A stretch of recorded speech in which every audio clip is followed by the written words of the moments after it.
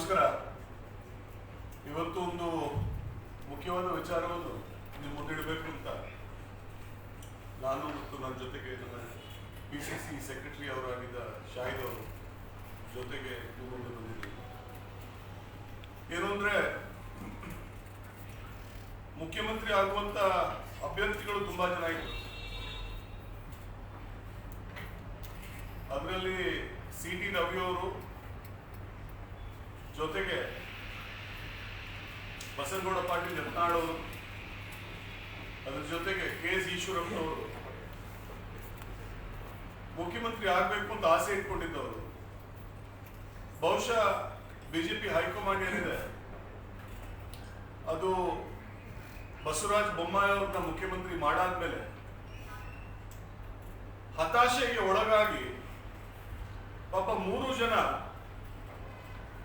ಈ ವಾಂತಿ ಭೇದಿ ಶುರು ಹೋಗ್ಬಿಟ್ಟಿದ್ದಾರೆ. ಒಂದೊಂದು ದಿನ ಒಂದೊಂದು ಕಡೆಯಿಂದ ಇವರ ಒಂದು ಮಾತುಗಳ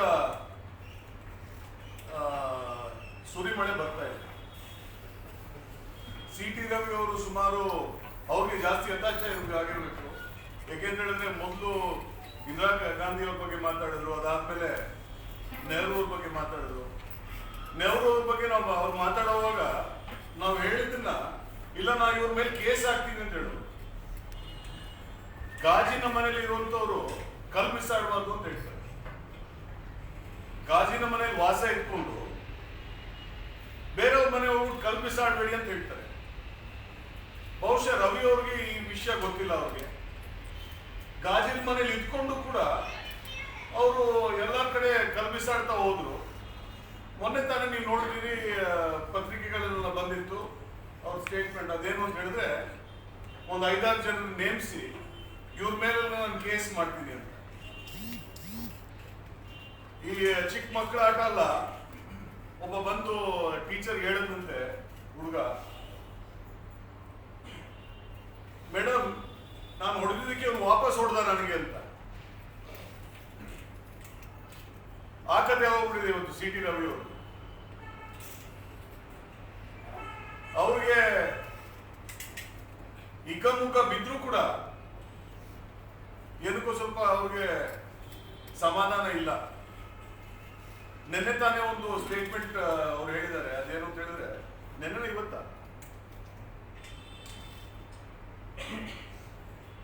ಸ್ಟೇಟ್ಮೆಂಟ್ ಏನ್ ಹೇಳಿದ್ದಾರೆ ಅಂತ ಹೇಳಿದ್ರೆ, ಜೈಲಿಗೆ ಹೋಗಿ ಬಂದವ್ರಿಗೆ ಕಾಂಗ್ರೆಸ್ ಪಕ್ಷದಲ್ಲಿ ಪ್ರಮೋಷನ್ ಸಿಗುತ್ತೆ, ಬಡ್ತಿ ದೊರೆಯುತ್ತದೆ.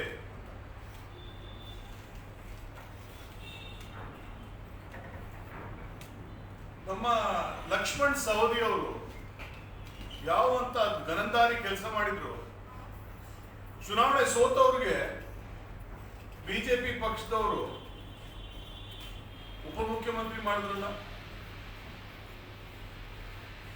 ಬೆಂಗಳೂರು ಬಿಟ್ರೆ ಬೇರೆ ಬೇರೆ ಕಡೆಯಲ್ಲಿ ಅವ್ರು ಗೊತ್ತಿರುವಂಥದ್ದು, ಅವರು ಅಶ್ಲೀಲ ಯಾವ ಒಂದು ಚಿತ್ರಗಳು ನೋಡ್ತಾ ಇದ್ರು ಅನ್ನೋಂಥದ್ದು ನಮ್ಗೆಲ್ಲ ಗೊತ್ತಿರೋದು. ಅದು ಬಿಟ್ರೆ ಎಂತ ದೊಡ್ಡ ಕೆಲಸಕ್ಕೆ ಅವ್ರನ್ನ ಉಪಮುಖ್ಯಮಂತ್ರಿ ಮಾಡಿದ್ರು BJP. ಸರಿ, ಕರ್ನಾಟಕ ಬಿಡಿ, ಅಖಂಡ ಭಾರತ ವಿಚಾರದ ಬಗ್ಗೆ ಮಾತಾಡುವಾಗ ನಮ್ಮ ಭಾರತ ದೇಶದ ಈಗಿನ ಹೋಮ್ ಮಿನಿಸ್ಟರ್, ಮೊದಲು ಭಾರತೀಯ ಜನತಾ ಪಕ್ಷದ ಅಧ್ಯಕ್ಷರಾಗಿದ್ದಂಥವರು ಸನ್ಮಾನ್ಯ ಶ್ರೀ ಅಮಿತ್ ಶಾ ಅವರು, ಅವ್ರ ಬಗ್ಗೆ ಅಲಿಗೇಷನ್ಸ್ ಏನಿತ್ತು ಅಂತ ಹೇಳಿದ್ರೆ, 17 ಜನರನ್ನ ಇವರು ಎನ್ಕೌಂಟರ್ಗಳಲ್ಲಿ ಸಾಯಿಸಿ, ಈ 17 ಜನರನ್ನ ಎನ್ಕೌಂಟರ್ ಹೇಗೆ ಸಾಯಿಸ್ತಾರೆ ಅಂತ ಹೇಳಿದ್ರೆ, 2002ರಿಂದ 2007ರ ಮಧ್ಯೆ, 2002ರಲ್ಲಿ ನರೇಂದ್ರ ಮೋದಿ ಅವರು ಮುಖ್ಯಮಂತ್ರಿ ಆಗ್ತಾರೆ ಗುಜರಾತ್. ಈ 2002ರಲ್ಲಿ ಯಾವ ಒಂದು ಗೋದ್ರ ಹತ್ಯಾಕಾಂಡ ಆಗುತ್ತೆ, ಅದಾದ್ಮೇಲೆ ಏನ್ ನಡೆಯುತ್ತೆ, ಅವಾಗ ಎಲ್ರಿಗೂ ಮೋದಿ ಅವ್ರನ್ನ ತೆಗಿಬೇಕು ಅನ್ನೋಂಥದ್ದು.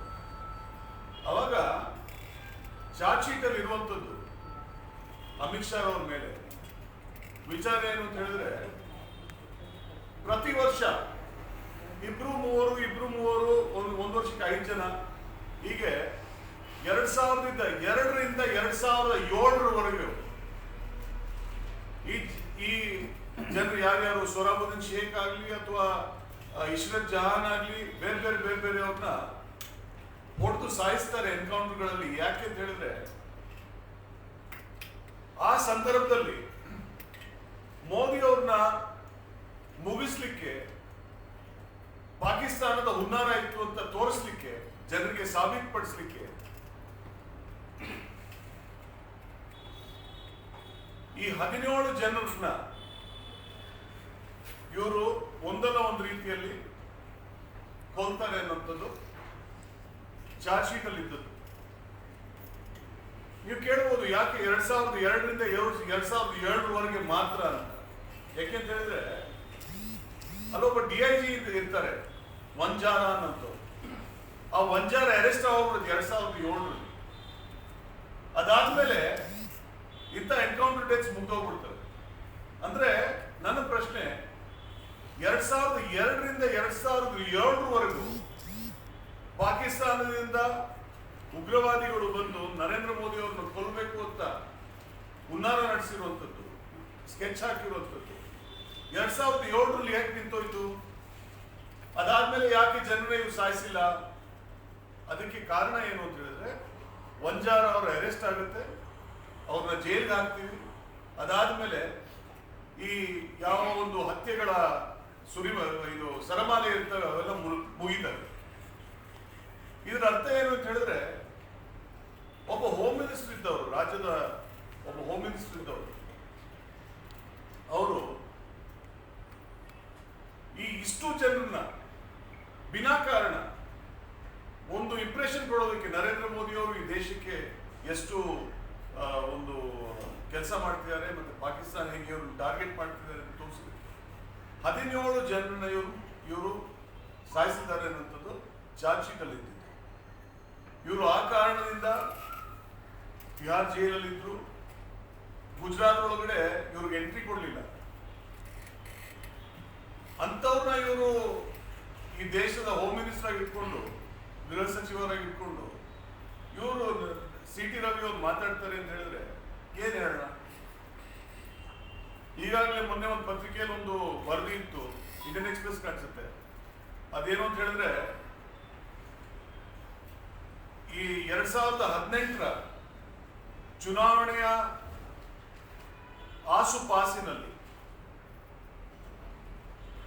42 ರೇಡ್ಗಳಾಗುವಂಥದ್ದು ಕಾಂಗ್ರೆಸ್ ಪಕ್ಷದ ಮೇಲಾಗ್ತದೆ. ಇನ್ಕಮ್ ಟ್ಯಾಕ್ಸ್ ರೇಡ್ಗಳು ಮಾಡುವಂಥದ್ದು 42 ರೇಡ್ಗಳು ಕಾಂಗ್ರೆಸ್ ಪಕ್ಷದ ಮೇಲಾಗ್ತದೆ. ಇನ್ನು 3-4 ಆಗುವಂಥದ್ದು ಜನತಾ ದಳದ ಮೇಲಾಗ್ತದೆ. ಅರ್ಥ ಏನು? ಇನ್ಕಮ್ ಟ್ಯಾಕ್ಸ್ ರೇಡ್ ಮಾಡುವಂಥದ್ದೆಲ್ಲ ಬಿಜೆಪಿ ರಹಿತ ಎಲ್ಲ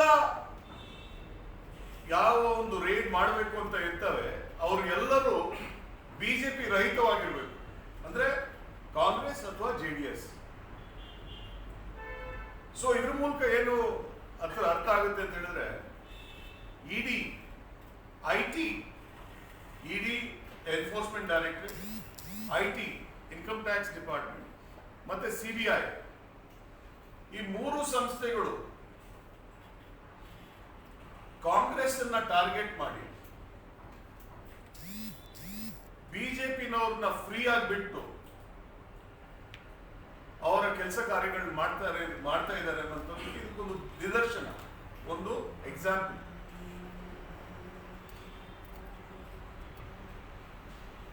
ಇವತ್ತು ನೀವು ನೋಡಿದಿರಿ, ವಿನಯ್ ಕುಲಕರ್ಣಿ ಅವರು ಹೊರಡೆ ಬಂದಾಗ CT ರವಿ ಅವರು ಒಂದು ಮಾತು ಹೇಳ್ತಾರೆ, ಜೈಲಿಗೆ ಹೋಗಿ ಬಂದವರು ಅಲ್ಲಿ ಅವ್ರಿಗೆ ಬಡ್ತಿ ಸಿಗುತ್ತೆ. ಕುಲಕರ್ಣಿ ಅವರ ಅರೆಸ್ಟ್ ಯಾವಾಗ ಆಗುತ್ತೆ? ಸುಮಾರು 7-8 ತಿಂಗಳ ಕೆಳಗಡೆ. ಭಾರತೀಯ ಜನತಾ ಪಕ್ಷ ಯಾವಾಗಿಂದ ಸರ್ಕಾರದಲ್ಲಿದೆ? ಇಲ್ಲಿ ಕರ್ನಾಟಕದಲ್ಲಿ 2019ರಿಂದ ಕೇಂದ್ರದಲ್ಲಿ 2014ರಿಂದ ಇಷ್ಟು ದಿನ ಅವ್ರನ್ನ ಫ್ರೀಯಾಗಿ ಬಿಟ್ಟವ್ರು ಯಾರು? ಬಿಜೆಪಿ ತಾನೆ, ಭಾರತೀಯ ಜನತಾ ಪಕ್ಷ ತಾನೆ. ಯಾಕೆ ಅಂತ ಹೇಳಿದ್ರೆ ಅವ್ರ ಮೇಲೆ ಏನು ಎವಿಡೆನ್ಸ್ ಇರಲಿಲ್ಲ ಅಂತ. ಇವತ್ತೇನಾದ್ರು ಕ್ರಿಯೇಟ್ ಆಗಿದೆಯಾ? ಇವತ್ತು ಕೂಡ ಇಲ್ಲ. ಬಟ್ ನಿಮ್ಗೆ ಗೊತ್ತಿದೆ, ಒಬ್ಬರ ಮೇಲೆ ಒತ್ತಡ ಹಾಕಿ ಅವ್ರನ್ನ ಆ ಪಕ್ಷಕ್ಕೆ ಸೆಳೆಕೊಳ್ಳುವಂಥದ್ದು ಬಿಜೆಪಿಯ ಪ್ರವೃತ್ತಿ. ಇದೇ ದೃಷ್ಟಿಯಿಂದ ನಾನು ಮೊನ್ನೆ ಕೂಡ ಹೇಳಿದೆ, ನನಗೂ ಕೂಡ ಒಂದು ಸಿಬಿಐ ನೋಟಿಸ್ ಬಂದಿತ್ತು. ನನ್ನನ್ನು ಕೂಡ ಸಿಬಿಐನವರು ಒಂದು ಪೂರ್ತಿ ದಿನ ಕ್ವೆಶ್ಚನಿಂಗ್ ಇಟ್ಕೊಂಡ್ರು. ಇದೇ ರೀತಿಯಲ್ಲಿ ಬೇರೆ ಬೇರೆ ರೀತಿಯಲ್ಲಿ ಒಬ್ಬನ ಮಣಿಸೋದಕ್ಕೆ ಬಿಜೆಪಿಯ ಯಾವ ಒಂದು ಕುತಂತ್ರ ನಡೀತಾನೆ ಇದೆ. ನೀವು ನೋಡ್ತೀರಿ, ನಮ್ಮ ವೆಸ್ಟ್ ಬೆಂಗಾಲ್ನಲ್ಲಿ ಯಾರು ಇವತ್ತು ಬಿಜೆಪಿ ಜೊತೆ ಇದ್ರು ಅವ್ರ ಮೇಲೆ ಕೇಸ್ಗಳಿಲ್ಲ. ಇವಾಗ ಟಿಎಂಸಿ ಮೇಲೆ ಜೊತೆಗೆ ಬಂದ್ರೆ ಅವ್ರ ಮೇಲೆ ಕೇಸ್ಗಳು ಬೀಳ್ತವೆ. ಇದಕ್ಕಿಂತ ದೊಡ್ಡ ನಿದರ್ಶನ ಬೇಡ. ಬಟ್ ಆದ್ರೂ ಕೂಡ ಸ್ವಲ್ಪ ಸಿ ಟಿ ರವಿ ಅವರು ಇದನ್ನ ಗಮನದಲ್ಲಿ ಇಟ್ಕೊಂಡು ಯಾವ ಕಾರಣದಿಂದ ಅಮಿತ್ ಶಾ ಅವರು ಜೈಲಿಗೆ ಹೋದ್ರು, ಜೊತೆಗೆ ಕರ್ನಾಟಕದಲ್ಲಿ BS ಯಡಿಯೂರಪ್ಪನವರು,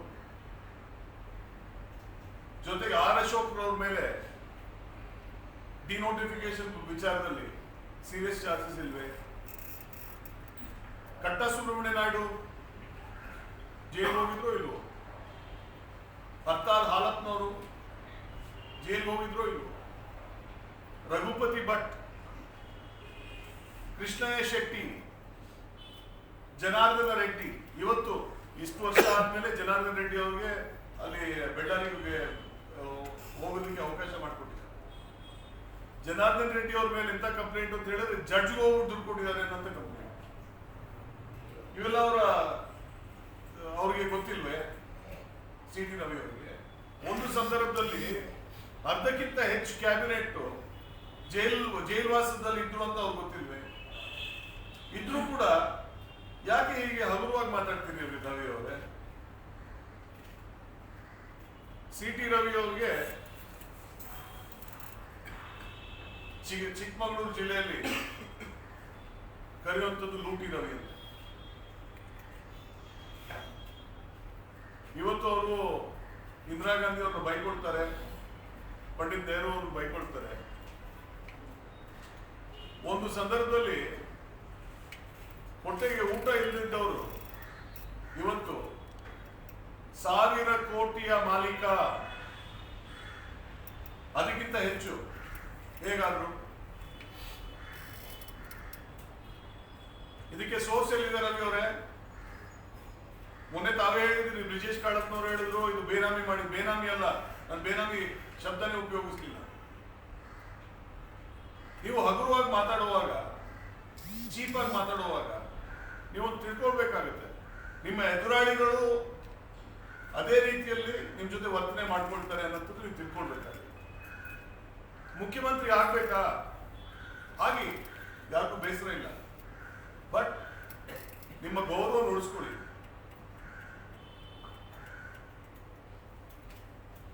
ಪಂಡಿತ್ ನೆಹರು ಅವರ ಬಗ್ಗೆ ನೀವು ಹಗುರವಾಗಿ ಮಾತಾಡಿಕೊಂಡು ನೀವು ಮುಖ್ಯಮಂತ್ರಿ ಆಗೋದಕ್ಕೆ ಸಾಧ್ಯ ಇಲ್ಲ. ಪಂಡಿತ್ ನೆಹರು ಅವರಿಗೆ ವೋಟ್ ಕೊಟ್ಟಂತವ್ರು ನಿಮ್ ತಂದೆನೂ ಕೊಟ್ಟಿದ್ದಾರೆ, ನಿಮ್ ತಾತ ಅಜ್ಜಿನೂ ಕೊಟ್ಟಿದ್ದಾರೆ. ಅದಕ್ಕೋಸ್ಕರ ಯಾರು ಈ ದೇಶಕ್ಕೆ ಮಹಾನ್ ಕೊಡುಗೆ ಕೊಟ್ಟಿದ್ದಾರೆ ಅವ್ರ ಬಗ್ಗೆ ಹಗುರವಾಗಿ ಮಾತಾಡಬೇಡಿ. ಜೊತೆಗೆ ಇನ್ನೊಂದು ಪಕ್ಷ ಅದ್ರ ಬಗ್ಗೆ ಕೇವಲವಾಗಿ ಮಾತಾಡಬೇಡಿ ದಯವಿಟ್ಟು. ಏಕೆಂತ ಹೇಳಿದ್ರೆ ನಿಮ್ಮಲ್ಲಿರುವ ಲೋಪದೋಷಗಳನ್ನು ಸ್ವಲ್ಪ ನೀವು ನೋಡ್ಬೇಕಾಗುತ್ತೆ. ಲಕ್ಷ್ಮಣ್ ಸವದಿ ಅವರು, ಸಿ ಪಾಟೀಲ್ ಅವರು ಮತ್ತೆ ಕೃಷ್ಣ ಪಲೆಮಾರ್ ಅವರು ಯಾಕೆ ಮಂತ್ರಿಮಂಡಲದಿಂದ ಬಿಟ್ರಿ ನೀವು? ಅದಾದ್ಮೇಲೆ ಲಕ್ಷ್ಮಣ್ ಸವದಿ ಅವ್ರನ್ನ ಯಾಕೆ ನೀವು ಉಪಮುಖ್ಯಮಂತ್ರಿ ಮಾಡಿದ್ರಿ? ಇವತ್ತು ಸಿ ಪಾಟೀಲ್ ನೀವು ಯಾಕೆ PWD ಖಾತೆ ಕೊಟ್ಟಿದ್ದೀರಿ? ಜೊತೆಗೆ ನಿಮ್ಮ ಸಿದ್ದು ಸೌದಿ ಅವರು ಹೇಗೆ ಒಂದು ಹೆಣ್ಮಗಳಿಗೆ ಎಳೆದಾಡ ಇರುವಂತ ಸೆಂಗಾರ್ MLA, ಉತ್ತರ ಪ್ರದೇಶದ MLA, ಅವ್ರ ಬಗ್ಗೆ ಚಾರ್ಜಸ್ ಏನಿದೆ? ಒಂದು ಹುಡುಗಿ ಮೇಲೆ ಅತ್ಯಾಚಾರ ಮಾಡ್ತಾರೆ. ಅತ್ಯಾಚಾರ ಮಾಡಿ ಅವ್ರ ತಂದೆ ಹೋಗ್ಬಿಟ್ಟು ಅದನ್ನ ಕೇಸ್ ತಗೊಳ್ಳಿ ಅಂತ ಪೊಲೀಸ್ನವ್ರ ಹತ್ರ ಹೋದ್ರೆ ಅವ್ರ ತಂದೆನೆ ಸಾಯಿಸ್ಬಿಡ್ತಾರೆ. ಕುಲ್ದೀಪ್ ಸೆಂಗಾರ್. ಅದಾದ್ಮೇಲೆ ಆ ಹುಡುಗಿ ಒಂದು ಕೇಸ್ ಮಾಡಬೇಕು ಅಂತ ಹೊರಡೆ ಹೋಗ್ತಿರುವಾಗ ಯಾವುದೋ ಒಂದು ಲಾರಿ ಬಂದವ್ರಿಗೆ ಡಿಕ್ಕಿ ಹೊಡೆದು ಆ ಹೆಣ್ಮಗಳಿಗೂ ಮತ್ತೆ ಅವಳ ಯಾರು ವಕೀಲರಿದ್ದಾರೆ ಅವರಿಬ್ಬರಿಗೂ ಮಾರಣಾಂತಿಕ ಒಂದು ಹಲ್ಲೆ ನಡೆಯುತ್ತೆ. ಈ ಕೇಸ್ ಎಲ್ಲ ಗೊತ್ತಿಲ್ವಾ ನಿಮ್ಗೆ ರವಿ ಅವರೇ? ಅವ್ರನ್ನ ನಿಮ್ಮ ಪಕ್ಷದಲ್ಲೇ ಇದ್ದಾರೆ. ಚಿನ್ಮಯಾನಂದ್ ಒಂದು ಹೆಣ್ಮಗಳಿಗೆ ಅತ್ಯಾಚಾರ ಮಾಡಿ ಅವಳ ಮೇಲೆ ಕೇಸ್ ಹಾಕಿ ಇವತ್ತು ನಿಮ್ದೇ ಸರ್ಕಾರ ಇರುವಂತದ್ದು. ಆ ಕೇಸ್ನ ಇವತ್ತು ವಾಪಸ್ ತೋರಿಸ್ಕೊಂಡು ಮತ್ತೆ ಅತ್ಯಾಚಾರದ ಸರಮಾಲೆ ನಡೀತಾ ಇದೆ ಅನ್ನೋಂಥದ್ದು ಆ ಹುಡುಗಿಯ ಮೊನ್ನೆ ತಾನೇ ಹೇಳ್ಕೊಂಡಿದ್ದಾರೆ. ನಿಮ್ಮ ಪಕ್ಷದಲ್ಲೇ ಇದ್ದಾರಲ್ಲ ರೇ ಯಾಕೆ ಕೇವಲವಾಗಿ ಮಾತಾಡ್ತೀರಿ? ನಮ್ಮವರು ಇದ್ರ ಬಗ್ಗೆ ನಿನ್ನೆ ತಾನೇ ನಿಮ್ಗೆ ಗೊತ್ತಲ್ಲ, ನಿಮ್ಮ ತಮಿಳ್ನಾಡು ನಿಮ್ ಇನ್ಚಾರ್ಜ್ ಇರೋದಲ್ಲ, ನಿಮ್ ಇನ್ಚಾರ್ಜ್ ಸಂದರ್ಭದಲ್ಲಿ ಒಬ್ಬ ಮುಖಂಡ ನಿಮ್ಮದೇ ಕಾರ್ಯಕರ್ತರ ಜೊತೆ ಅಶ್ಲೀಲವಾಗಿ ಮಾತಾಡ್ಕೊಂಡು ಅವ್ರನ್ನ ಕೆಲಸದಿಂದ ತೆಗೆದಿದಾರಲ್ರಿ. ಅಥವಾ ಬಿಡಿ, ಅದು ಪರವಾಗಿಲ್ಲ. ನೀವೇ ತಾನೇ ಮೊನ್ನೆ ಹೋಗ್ಬಿಟ್ಟು ಅಣ್ಣಾಮಲೈ ಅವ್ರ ಸ್ಟೇಟ್ಮೆಂಟ್ ನ ನೀವು ಸಮರ್ಥನೆ ಮಾಡಿಕೊಂಡು ಕರ್ನಾಟಕದ ವಿರುದ್ಧ ಮಾತಾಡಿದ್ರಲ್ರಿ ರವಿ ಅವರೇ. ತಮಿಳ್ನಾಡು ಪರವಾಗಿ ನೀವೇನ್ ತಮಿಳ್ನಾಡು ಇನ್ಚಾರ್ಜ್ ಕೊಟ್ಟಿದ್ದಾರೆ ಅಂತ ಹೇಳಿದ್ರೆ ನೀವು ತಮಿಳ್ನಾಡು ಅವ್ರ ಇನ್ಚಾರ್ಜ್ ಆಗೋಗ್ಬಿಡ್ತೀರಾ ಅಥವಾ ತಮಿಳ್ನಾಡು ಆಗೋಗ್ಬಿಡ್ತೀರಾ? ನಮ್ಮವರು ಇದ್ದಾರೆ, ದಿನೇಶ್ ಗುಂಡೂರಾವ್ ಅವರು ಇದ್ದಾರೆ. ಅವರು ಗೋವಾ ಇನ್ಚಾರ್ಜ್ ಆಗಿದ್ದಾಗ ಗೋವಾದವ್ರು ಪ್ರತಿಭಟನೆ ಮಾಡೋದು. ಯಾಕೆಂತ ಹೇಳಿದ್ರೆ ಅಲ್ಲಿ ಗೋವಾ ಪರವಾಗಿ ಇವ್ರು ನಮ್ಮ ಕರ್ನಾಟಕದ ಪರವಾಗಿ ಮಾತಾಡಿದ್ದಾರೆ ಅಂತ. ಆದ್ರೆ ನೀವೇನ್ ಮಾಡಿದ್ರಿ ರವಿ ಅವರೇ? ನೀವು ತಮಿಳ್ನಾಡು ಪರ ಮಾತಾಡ್ತೀರಲ್ರಿ. ಕರ್ನಾಟಕದಿಂದ ನೀವು ಶಾಸಕರು ಮಾತಾಡುವಂಥದ್ದು ತಮಿಳ್ನಾಡು ಪರವಾಗಿ. ನಿನ್ನೆ ನಮ್ಮ ಕಾರ್ಯಕರ್ತರು ಹೋಗ್ಬಿಟ್ಟು ಯತ್ನಾಳ್ ಇನ್ನೊಂದು ಇದೇ ಕೇಸ್ ಅಂದ್ರೆ ಮುಖ್ಯಮಂತ್ರಿ ಆಕಾಂಕ್ಷಿ ಏನು ಸಿಗ್ಲಿಲ್ಲ ಅಂತ ಹೇಳಿ ಹತಾಶೆಯಿಂದ ಮಾತಾಡುವಂತ ಇಂಥದೇ ಕೇಸ್. ಅವ್ರ ಬಗ್ಗೆ ಪ್ರತಿಭಟನೆ ಮಾಡುವಾಗ ಪ್ರತಿಭಟನೆ ಮಾಡಿ ಅವ್ರು ಏನು ಅವ್ರ ಬಾಗಿಲಿಗೆ ಪೋಸ್ಟರ್ ಅಂಟಿಸ್ಬೇಕು ಅಂತ ಹೋದಾಗ ಅವ್ರ ಅರೆಸ್ಟ್ ಮಾಡ್ಬಿಟ್ಟು ಇವತ್ತು ಒಂದು ಪೂರ್ತಿ ರಾತ್ರಿ ಇವತ್ತು ಕೂಡ ಅವ್ರನ್ನ ಬಿಡುಗಡೆ ಮಾಡಿಲ್ಲಲ್ರಿ. ಇವಾಗೇನೋ ಬಿಡುಗಡೆ ಮಾಡಿದ್ದಾರೆ. ಒಂದು ಪೂರ್ತಿ ರಾತ್ರಿ ಅವ್ರನ್ನ ಇಟ್ಕೊಡ್ತೀರಲ್ರಿ. ಇದ್ರ ಬಗ್ಗೆ ನಿಮ್ಗೇನು ಬೇಜಾರಿಲ್ವಾ? ನೀವು ಮೊನ್ನೆ ತಾನೇ ಹೇಳಿದ್ರಲ್ಲ ಎಮರ್ಜೆನ್ಸಿ ಬಗ್ಗೆ ನಾವು ಏನಾದ್ರು ಇದು ಮಾಡ್ಕೋಬಹುದಾ ಅಂತ. ಸೊ ಹಾಗಿದ್ದಾಗ ರವಿ ಅವರೇ, ನಿಮ್ಮ ಅಂತರಾಳದಲ್ಲಿ ನೋಡ್ಕೊಳ್ಳಿ, ಸ್ವಲ್ಪ ನಿಮ್ಮಲ್ಲಿ ಏನು ಲೋಪದೋಷ ಇದೆ ಅಂತ ದಯವಿಟ್ಟು ನೀವು ಸ್ವಲ್ಪ ಪರಿಶೀಲನೆ ಮಾಡ್ಕೊಳ್ಳಿ. ಯಾಕೆಂತ ಹೇಳಿದ್ರೆ ಇವತ್ತಲ್ಲ ನಾಳೆ ನೀವು ಮುಖ್ಯಮಂತ್ರಿ ಆಗ್ಬೋದು. ಇವತ್ತಿಗೆ ಆಗ್ಲಿಲ್ಲ ಅಂತ ಹೇಳ್ಬಿಟ್ಟು ಹತಾಶೆಯಿಂದ ನೀವು ಬಾಯಿ ಬಂದಾಗ ಮಾತಾಡಬೇಡಿ. ನಾಳೆ ಕೂಡ ಆಗ್ಬೋದು. ಅದಕ್ಕೋಸ್ಕರ ಮುಖ್ಯಮಂತ್ರಿ ಆದ್ರೆ ಅದ್ ಹೇಗೆ ನಡ್ಸ್ಕೋತಿರಲ್ರಿ? ಹುಚ್ಚುಚ್ಚಾಗಿ ವರ್ತನೆ ಮಾಡ್ತಾ ಹೋದ್ರೆ ನೀವು ಪಂಡಿತ್ ನೆಹರು ಅವ್ರ ಬಗ್ಗೆ ತುಂಬಾ ಕೀಳಾಗಿ ಮಾತಾಡ್ತೀರಾ. ನಿಮ್ಮದೇ ಮುಖ್ಯಮಂತ್ರಿ ಹೋಗ್ಬಿಟ್ಟು ಮೊನ್ನೆ ನಮ್ಮ ಪಂಡಿತ್ ನೆಹರು ಅವರ ಯಾವ ಒಂದು ಪುತ್ಲಿ ಇದೆ ಅದನ್ನ ಓಪನ್ ಮಾಡ್ಬಿಟ್ಟು ಅವ್ರ ಬಗ್ಗೆ ಒಳ್ಳೇದು ಹೇಳ್ತಾರೆ. ನೀವು ಅಟ್ಲೀಸ್ಟ್ ನಿಮ್ಮ ಮುಖ್ಯಮಂತ್ರಿ ಅವರ ಯಾವ ಒಂದು ಸ್ಟೇಟ್ಮೆಂಟ್ ಏನಿದೆ ಅದನ್ನಾದ್ರೂ ಸ್ವಲ್ಪ ಕೇಳ್ಕೊಳ್ಳಿ. ಗಡ್ಕರಿ ಹೇಳಿದ್ದಾರೆ ಪಂಡಿತ್ ನೆಹರು ಅವರು. ಸೊ ಆ ಕಾರಣದಿಂದ ದಯವಿಟ್ಟು ನಿಮ್ಮ ಯಾವ ಒಂದು ನಡತೆ ಇದೆ ಅದನ್ನ ಸ್ವಲ್ಪ ಪರಿಶೀಲನೆ ಮಾಡಿಕೊಂಡು ಮುಂದೆ ಸ್ವಲ್ಪ ಒಳ್ಳೆ ರೀತಿಯಲ್ಲಿ ನಡ್ಕೊಳ್ತೀರಾ ಅಂತ. ಇಲ್ಲಾಂದ್ರೆ ನೀವು ನಮ್ಮ ಮೇಲೆ ಕೇಸ್ ಹಾಕೋದು ನಮಗೆ ಚಿಂತೆ ಇಲ್ಲ. ನೀವೇನ್ ಹೇಳ್ತಿದ್ದೀರಿ, ಇವಾಗ ನಾವು ಮಾತಾಡುವಾಗ ನಮ್ಮ ಮೇಲೆ ಕೇಸ್ ಹಾಕ್ತೀರಾ, ನೀವು ಮಾತಾಡುವಾಗ ನಿಮ್ದು ಹರಕ್ಪಾಯಿ. ಅದು ಯಡಿಯೂರಪ್ಪನವ್ರು ಹೇಳಿದ್ರಲ್ಲ, ಎಲ್ ಬಿಲ್ ನಾಲ್ಗೆ ಅದು ಏನ್ ಬೇಕಿರೋ ಹೇಳುತ್ತೆ ಅಂತ ನಿಮ್ಮ ಬಗ್ಗೆನೇ ಹೇಳಿದ್ರಲ್ರಿ ಯಡಿಯೂರಪ್ಪ.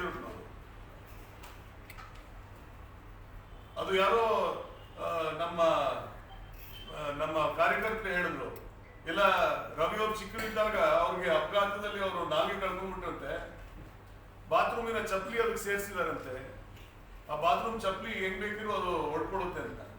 ಹಾಗೆ ದಯವಿಟ್ಟು ಮಾತಾಡ್ಬೇಡ್ರಿ ರವಿ ಅವರೇ ಅಂತ ಹೇಳಿ, ಜೊತೆಗೆ ನಿಮ್ಮ ಪಕ್ಷದಲ್ಲಿರುವಂತ ಯತ್ನಾಳ್ ಅವರು ಇವತ್ತು ಹೇಳಿದ್ದಾರೆ ನಾವೆಲ್ಲ ತಾಲಿಬಾನ್ಗಳು ಅಂತ. ಸೊ ಅದ್ರ ಬಗ್ಗೆ ಒಂದಷ್ಟು ವಿವರಣೆ ಕೊಡಬೇಕಾಗಿದೆ. ನೋಡಿ, ನರೇಂದ್ರ ಮೋದಿ ಅವರಿಗೆ ತಾಲಿಬಾನಿನ ವಿಚಾರದಲ್ಲಿ ಗೊತ್ತಿದ್ರೂ ಕೂಡ ಅವ್ರು ಯಾವ ಒಂದು ಕೆಲಸವೂ ಕಾರ್ಯವೂ ಮಾಡಲಿಲ್ಲ. ಇದು ಅಮೆರಿಕ ಈ ಅಫ್ಘಾನಿಸ್ತಾನ ಹೊರಡೆ ಹೋಗ್ಬೇಕು ಅಂತ ಹೇಳಿದ್ರೆ, ಒಪ್ಪಂದ ಮುರಿಬೇಕು ಅಂತ ಹೇಳಿದ್ರೆ, ನರೇಂದ್ರ ಮೋದಿ ಅವರು ಬೈಡೆನ್ ಅವ್ರ ಜೊತೆ ಮಾತಾಡಿದ್ರ, ಫೋನಲ್ಲಿ ಆದ್ರೂ ಮಾತಾಡಿದ್ರು, ಅದು ಕಾಗದ ಬರೆದ್ರ, ಏನ್ ಮಾಡಿದ್ರು? ಏನು ಮಾಡಲಿಲ್ಲ. ನರೇಂದ್ರ ಮೋದಿ ಅವರು ಇದುವರೆಗೂ ಪ್ರೆಸಿಡೆಂಟ್ ಬೈಡೆನ್, ಅಧ್ಯಕ್ಷ ಬೈಡೆನ್ ಅವ್ರ ಜೊತೆ ಒಂದೇ ಒಂದು ಮಾತುಗಳಾಡದಲ್ಲೇ ಅದು ಹೇಗೆ ಅಮೆರಿಕ ಅಲ್ಲೇ ಉಳ್ಕೊಳ್ಳುತ್ತೆ? ಅಮೆರಿಕ ಅಲ್ಲಿಂದ ಹೊರಗಡೆ ಬಂದಿದ್ದಂತಾನೆ ಈ ತಾಲಿಬಾನ್ ಇವತ್ತು ಇಷ್ಟು ದೊಡ್ಡ ಒಂದು ಇದಾಗಿರುತ್ತದ್ದು. ಆ ಕಾರಣದಿಂದ ನರೇಂದ್ರ ಮೋದಿ ಅವರು ಏನ್ ಮಾಡಿದ್ದಾರೆ, ಅವ್ರೇನಾದ್ರು ಕೇಳಿದಾರ ಬೈಡೆನ್ ಅವ್ರಿಗೆ, ಸ್ವಾಮಿ ನೀವು ದಯವಿಟ್ಟು ತಾಲಿಬಾನ್ ಬಿಟ್ಟು ಹೋಗ್ಬೇಡಿ, ನಮ್ಗೆ ತೊಂದರೆ ಆಗುತ್ತೆ ಅಂತ ಹೇಳಿದ್ರ? ಏನು ಹೇಳಲಿಲ್ಲ. ಎರಡನೇದು, ಅಲ್ಲಿ ಅಫ್ಘಾನಿಸ್ತಾನ್ ಆರ್ಮಿ ಬಲವರ್ಧನೆಗೆ ನರೇಂದ್ರ ಮೋದಿ ಅವರು ಏನ್ ಮಾಡಿದ್ದಾರೆ? ಏನು ಮಾಡಲಿಲ್ಲ. ಇವು ಏನು ಮಾಡಿದಲೆ ಇವತ್ತು ನಮ್ಮನ್ನ ತಾಲಿಬಾನ್ ಅಂತ ಹೇಳಿದ್ರೆ, ಇವತ್ತು ಯತ್ನಾಳ್ ಅವ್ರಿಗೆ ಒಂದು ಪ್ರಶ್ನೆ ಕೇಳಬೇಕಾಗುತ್ತೆ. ನಿಮ್ಮ ಸರ್ಕಾರ ಇತ್ತಲ್ಲ 99ರಲ್ಲಿ, ಆ ಟೈಮಲ್ಲಿ ಈ ಉಗ್ರವಾದಿಗಳ ಬಿಡುಗಡೆ ನಡೆದಿದ್ದು ನಿಮ್ಮ ಸರ್ಕಾರದಲ್ಲೇ ತಾನೆ? ಅಂದ್ರೆ ಬಿಜೆಪಿ ಸಪೋರ್ಟ್ ಮಾಡ್ತಿದ್ದಾಗಲೇ ತಾನೆ? ಮುಫ್ತಿ ಮೊಹಮ್ಮದ್ ಸಯೀದ್ ಅವರ ಮಗಳಿಗೆ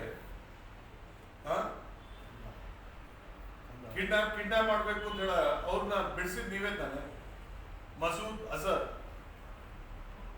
ಮಸೂದ್ ಅಜರ್ ಮುಂದೆ ಬಂದು 2001ರಲ್ಲಿ ಪಾರ್ಲಿಮೆಂಟ್ ಮೇಲೆ ದಾಳಿ ಮಾಡುವಂಥದ್ದು ನಿಮ್ಗೆ ನೆನಪಿದೆಯಾ? ಬಿಟ್ಟಿದ್ಯಾರು? ಪಾರ್ಲಿಮೆಂಟ್ ದಾಳಿ ನಡೆಸಿದ್ಯಾರು? 99ರಲ್ಲಿ ಕಂದಹಾರಿಂದ ನಮ್ಮ ಪ್ಲೇನ್ ಬರಬೇಕು ಅಂತ ಹೇಳುವ ಸಂದರ್ಭದಲ್ಲಿ ನೀವು ಅದೆಷ್ಟು ಜನರನ್ನ ಬಿಡುಗಡೆ ಮಾಡಿದ್ರಿ? ಯಾರು ಜಶವಂತ್ ಸಿಂಗ್ ಎಷ್ಟು ತಗೊಂಡೋಗ್ಕೊಟ್ರು? ಅದ್ರಲ್ಲಿ ನಿಮ್ ಸಂದರ್ಭದಲ್ಲೇ ಸ್ವಾಮಿ. ನಿಮ್ಗೆ ಇತಿಹಾಸನೇ ಗೊತ್ತಿಲ್ಲ, ನಮ್ಮ ದೇಶದ ಇತಿಹಾಸ ಗೊತ್ತಿಲ್ಲ.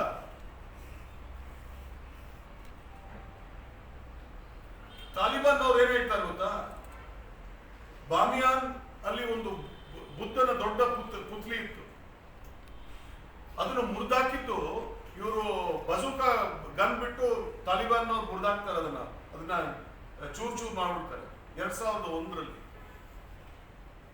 ಅವಾಗ ತಾಲಿಬಾನ್ನ ಯಾವ ಒಂದು ಸ್ಪೋಕ್ಸ್ ಪರ್ಸನ್ಗೆ ಪತ್ರಿಕೆನವ್ರು ಕೇಳುವಾಗ ಯಾಕ್ರಿ ಹಿಂಗ್ ಮಾಡಿದ್ರಿ ಅಂತ ಅವ್ರು ಹೇಳ್ತಾರೆ, ಈ ಭಾರತೀಯ ಜನತಾ ಪಕ್ಷದವರು ಮತ್ತೆ RSS ನವರು ಹೋಗ್ಬಿಟ್ಟು ಅಲ್ಲಿ ಬಾಬ್ರಿ ಮಸೀದಿ ಹೊಡೆಯಲಿಲ್ಲ 92ರಲ್ಲಿ, ಅದನ್ನೇ ನಾವು ಮಾಡಿದೀವಿ ಅಂತ ಹೇಳಿದ್ದಾರೆ. ತಾಲಿಬಾನ್ ಸ್ಪೋಕ್ಸ್ ಪರ್ಸನ್ ಹೇಳಿದ್ದಾರೆ. ಹಾಗಿದ್ದಾಗ ಯತ್ನಾಳ್ ಅವರೇ ಸ್ವಲ್ಪ ಯೋಚನೆ ಮಾಡಿ, ಯಾರು ನಿಜವಾದ ತಾಲಿಬಾನ್ ಅನ್ನೋಂಥದ್ದನ್ನ ತಾವು ದಯವಿಟ್ಟು ಸ್ವಲ್ಪ ಯೋಚನೆ ಮಾಡಿ. ನಿಮಗೆ ಗೊತ್ತಾಗುತ್ತೆ ಅಸಲಿ ತಾಲಿಬಾನ್ ಇರುವಂಥದ್ದು ನಿಮ್ಮ ನಾಗ್ಪುರದಲ್ಲಿದೆ ಅಂತ. ಆ ಕಾರಣದಿಂದ ದಯವಿಟ್ಟು ಹಗುರವಾಗಿ ಮಾತಾಡಬೇಡಿ. ದೇಶ ಕಟ್ಟುವ ಕೆಲಸದಲ್ಲಿ ನಾವು ಕೂಡ ನಿಮ್ಮ ಜೊತೆ ನಿಲ್ತೀವಿ. ದೇಶ ಕಟ್ಟುವ ಕೆಲಸದಲ್ಲಿ ಒಳ್ಳೆ ಅಭಿವೃದ್ಧಿ ಕಾರ್ಯಗಳಲ್ಲಿ ಕಾಂಗ್ರೆಸ್ ಪಕ್ಷ ಸದಾ ನಿಮ್ಮ ಜೊತೆ ನಿಲ್ಲುತ್ತೆ. ಬಟ್ ಇಂಥ ಚಿಲ್ಲರೆ ರಾಜಕಾರಣ, ಹತಾಶೆಯಿಂದ ಮಾತಾಡುವಂಥದ್ದು, ನಮ್ಮ ಮುಖ್ಯಮಂತ್ರಿ ಸಿಕ್ಲಿಲ್ಲ, ಸ್ಥಾನ ಸಿಕ್ಲಿಲ್ಲ, ಅದಕ್ಕೋಸ್ಕರ ಬಾಯಿ ಬಂದಾಗ ಮಾತಾಡ್ತೀನಿ ಅಂತ ಹೇಳಿದ್ರೆ ಅದಕ್ಕೆ ಲಗಾಮ್ ಹಾಕೋದಕ್ಕೆ ನಾವು ಮುಂದಾಗಬೇಕಾಗುತ್ತೆ. ಸ್ವಲ್ಪ ಹುಷಾರ್.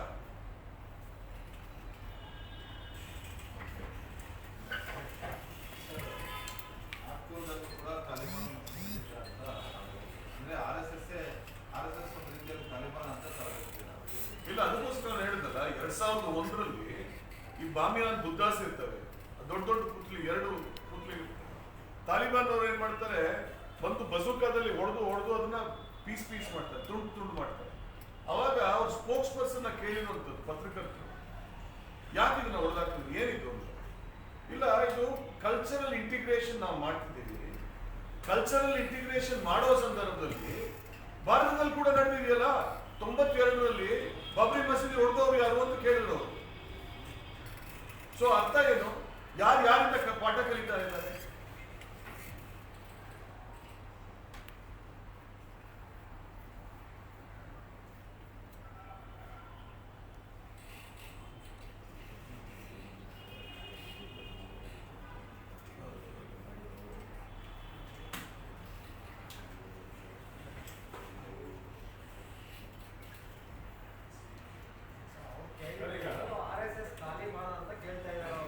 ಇಲ್ಲ, ಅದಕ್ಕೆ ತಾನೇ ಹೇಳಿದ್ದ ನಾನು ಹೇಳಿದ್ದಲ್ಲ, ತಾಲಿಬಾನ್ ಹೇಳಿದ್ದನ್ನ ನಾನು ಹೇಳಿದೆ ಅಷ್ಟೇ. ನಮ್ ಸ್ಟ್ಯಾಂಡ್ ಇಲ್ಲ ಸರ್. ದೇಶಕ್ಕೆ ಯಾರು ಕೆಲಸ ಮಾಡ್ತಾರೋ ಅವ್ರ ಜೊತೆ ಇರ್ತೀವಿ ನಾವು. ನಮ್ದೇನ್ ಸ್ಟ್ಯಾಂಡ್ ಇಲ್ಲ ಇದು. ಬಟ್ ಒಂದೊಂದ್ಸತಿ ಅವ್ರು ತಾಲಿಬಾನ್ ತರ ನಡ್ಕೊಂಡಿರುತ್ತೆ ಸತ್ಯ. ಒಂದ್ ಸ್ವಲ್ಪ ಸೇಮ್ ಟೈಪ್ ಕಾಣಿಸ್ತಾರೆ. ಅಂದ್ರೆ ಹೆಣ್ಮಕ್ಳು ವಿರುದ್ಧ ಇರ್ತಾರೆ, ನಿಮ್ಮ ಮಹಿಳೆಯರು ವಿರುದ್ಧ ಇರ್ತಾರೆ ಬಿಜೆಪಿನವರು. ನೀವು ಸತತವಾಗಿ ನೋಡಿ, ಇವಾಗ ನಮ್ಮ ಮೋಹನ್ ಭಾಗವತ್ ಅವರು ಹೇಳಿದ್ರು, ಮಹಿಳೆಯರು ಇಂಥ ಕಡೆ ಬರೋಂಗಿಲ್ಲ, ಇಂಥ ಕೆಲಸ ಮಾಡೋಂಗಿಲ್ಲ. ಇವೆಲ್ಲ ಹೇಳಿರುವಂಥದ್ದು ಸತ್ಯ ಅದಾನೆ. ಸೊ ನಮ್ಮ ಹೆಣ್ಮಕ್ಳ ಬಗ್ಗೆ ಅವ್ರಿಗೂ ತಾಲಿಬಾನ್ಗೂ ಕೂಡ ಅಷ್ಟೇ ಒಂದು ದ್ವೇಷ ಇದೆ ಅಲ್ವೇ? ಸೊ ಒಂದಷ್ಟು ಮ್ಯಾಚ್ ಆಗುತ್ತೆ. ಇವತ್ತು ಕೂಡ ನೀವು ನೋಡಿ, ಇನ್ನೊಂದು ವಿಚಾರ, ತಾಲಿಬಾನ್ ಹೇಳ್ತಿದ್ರೆ ಬ್ಲಾಸ್ಫೆಮಿ ಲಾ ಅಂತ ಹೇಳ್ತಾರೆ. ನೀವು ಬೇರೆ ಯಾವ ಒಂದು ಧರ್ಮದ ವಿಚಾರ ಕೂಡ ನೀವು ಮಾತಾಡೋಂಗಿಲ್ಲ. ಅಂದ್ರೆ ನೀವು ಇಸ್ಲಾಂ ಅನ್ನ ನೀವು ಟೀಕಿಸಬಾರ್ದು ಅಂತ ಹೇಳಿ ತುಂಬಾ ಜನರಿಗೆ ಅವರು ಓಡ್ ಸಾಯಿಸ್ತಾ ಇದ್ದಾರೆ. ಇಲ್ಲಿ 3 ಜನರು ಸತ್ತಿರೋದು ಹೇಗೆ? ಕಲಬುರ್ಗಿ, ಪನ್ಸಾರೆ ಮತ್ತೆ ಡಬೋಲ್ಕರ್, ಗೌರಿ ಹೇಗೆ ಸತ್ತಿದ್ದಾರೆ? ಯಾಕೆ? ಆಂಟಿ ಬ್ಲಾಸ್ಫೆಮಿ ಲಾ ಅಲ್ಲಿದೆ. ಅಂದ್ರೆ ನೀವು ಒಂದು ಧರ್ಮದ ವಿರುದ್ಧ ಮಾತಾಡುವಾಗಿಲ್ಲ ಅಂತ. ಇವ್ರು ಮಾತಾಡಿದವರಿಗೂ ಗೊತ್ತಿಲ್ಲ ಅದು. ಬಟ್ ತೀರ್ಕೊಂಡಿದ್ದು ಹೇಗೆ? ಯಾಕೆ? ಇದಾದ್ಮೇಲೆ ಇವ್ರು ತೀರ್ಕೊಂಡ್ಮೇಲೆ ಎಷ್ಟು ಇವ್ರು ವಿಜೃಂಭಿಸಿದ್ದಾರೆ? ಯಾರು ವಿಜೃಂಭಿಸಿದ್ದಾರೆ? ಅದೆಲ್ಲ ದೊಡ್ಡ ಚರ್ಚೆ ನಡೆಯುತ್ತೆ. ಅದಕ್ಕೋಸ್ಕರ ಇಷ್ಟೇ, ಒಂದಷ್ಟು ಸಿಮಿಲಾರಿಟೀಸ್ ಇವೆ ಇಬ್ಬರಿಗೂ, ಒಂದಷ್ಟು ಸಿಮಿಲಾರಿಟೀಸ್. Thank you.